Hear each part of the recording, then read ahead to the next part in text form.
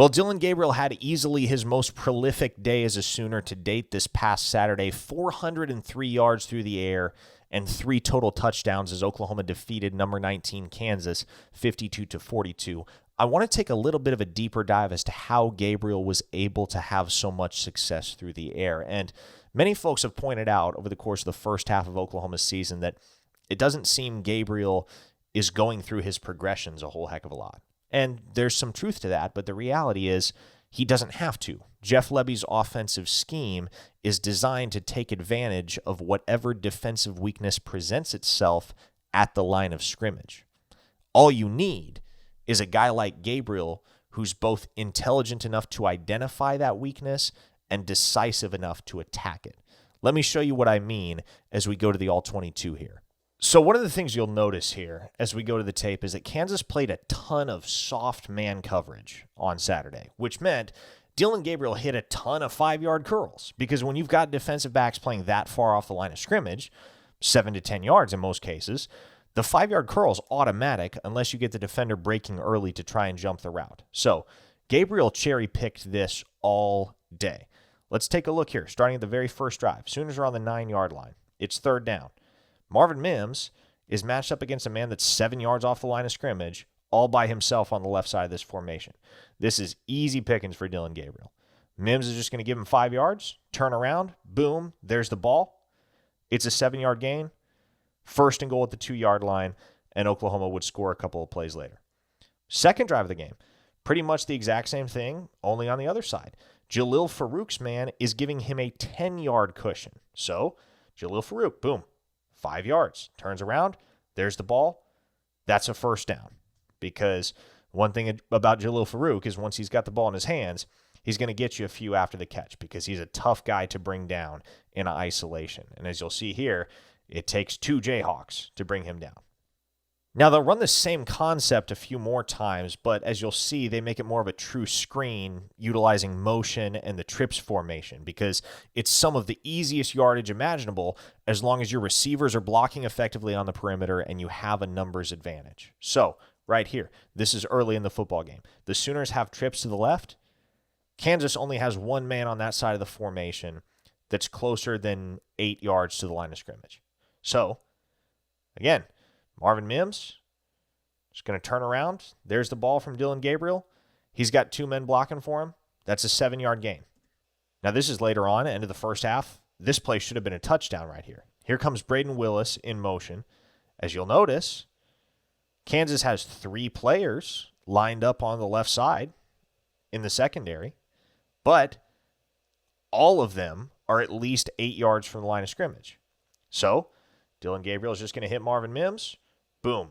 You got Drake Stoops and you got Braden Willis paving the way. And I thought Marvin Mims scored on this play.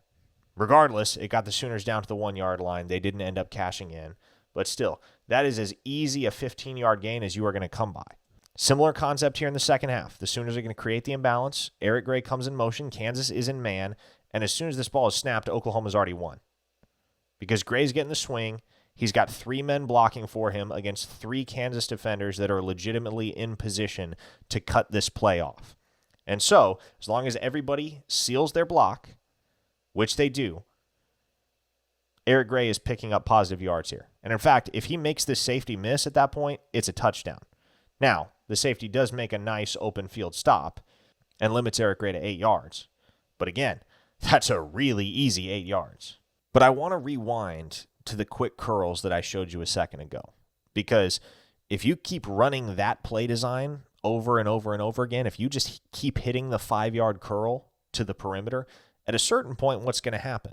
Well, the cornerbacks are going to start to catch on, and at that point, you prey on their aggression and you go to the double move. And Jeff Lebby and Dillon Gabriel executed this perfectly in the second quarter right here. Theo Weiss, bottom of your screen. Stop and go. Boom. Cornerback bites. That one is over. It's a walk-in touchdown as long as Dillon Gabriel delivers an accurate ball, which he does. But that wasn't the entirety of the Sooners' game plan through the air. Obviously, they couldn't just keep running the exact same play design all day long with a couple of variations. You got to be able to truly mix it up, and the Sooners can do that. Dillon Gabriel and Jeff Lebby can do that. One of the concepts they went to several times over the course of this football game was this concept here, where you have a route to the middle, kind of a post, kind of an arrow, combined with a wheel.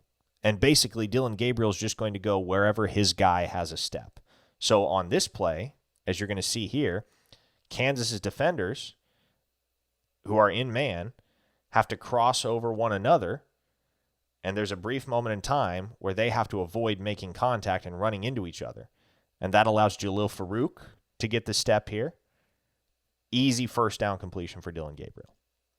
A little bit earlier in the game, however, you have the exact same concept on the other side of the formation, and Marvin Mims is going to get just enough interference right here to be able to free up Gavin Freeman down the sideline, and Dillon Gabriel's going to take the shot because Freeman's got to step on his man.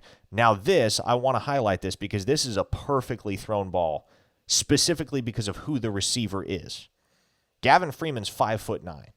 He's a 5'9" speed demon, but he's 5'9". If this is Jaden Gibson running this route, Dillon Gabriel can probably afford to underthrow this ball a little bit because Jaden Gibson, being 6'5", is going to be able to go up and catch a 50-50 ball or a back shoulder ball, whatever the case may be. But you got Gavin Freeman streaking down the sideline, and you got a safety who's still in position to make a play here if the ball isn't delivered on target. You got to just lay it out for him and trust that he's going to get underneath it. So here's another really clever play design here, and it's going to disguise the wheel as a screen. So Braden Willis is in motion towards the bottom of your screen here. Dillon Gabriel takes the snap, and Drake Stoops is going to run a slant route to the middle of the field. Marvin Mims, at the very bottom of this formation, is selling the screen. Braden Willis lays the initial block, and then, as the defender keys on Mims, Willis slips out completely unaccounted for here because everybody is preoccupied with Drake Stoops. As everybody keys on Stoops coming across the middle, Gabriel waits for Braden Willis to come open on the wheel. There are 5 defenders right here, all gravitating towards Stoops. As long as this ball's on target, Willis is going to score. It is, and he does. Now, there are a couple occasions throughout this football game where Gabriel just trusts his best matchup, which is typically Braden Willis. So here on this particular play, Kansas tightens up to take away that quick curl. Now, this play looks dead in the water, but Dillon Gabriel just points Braden Willis to the open field, takes the one-on-one, easy money for the 6'5" tight end.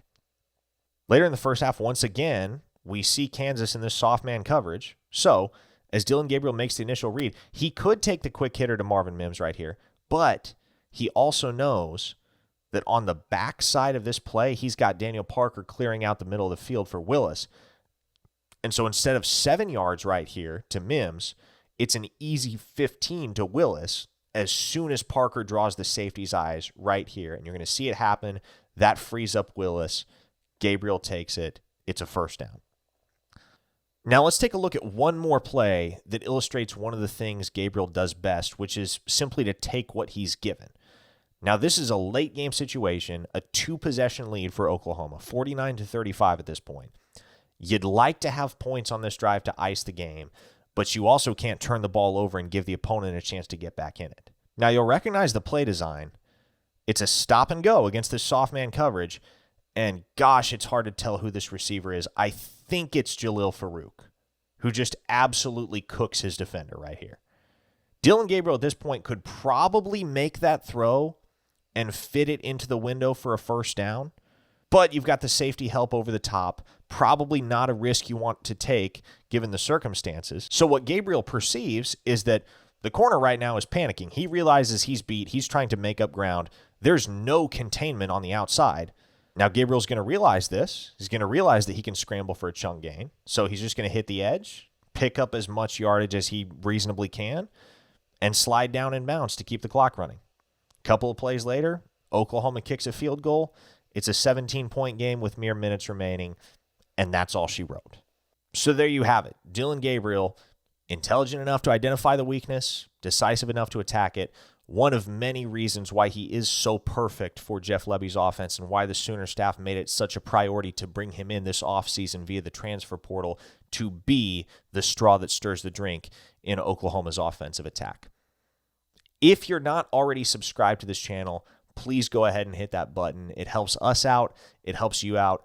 You're never going to miss a thing that comes your way from myself, Brandon Drum, Spencer Forsyth, or any of the members of our OUinsider.com team. And if you're not already a VIP over at OUinsider.com, I'd recommend you go check things out. You can get 30 days for just $1, no commitment required, no obligations to fulfill. Try it out for 30 days. It's only going to cost you $1. There's no better place on the internet to get all of your insider information on Oklahoma football and recruiting.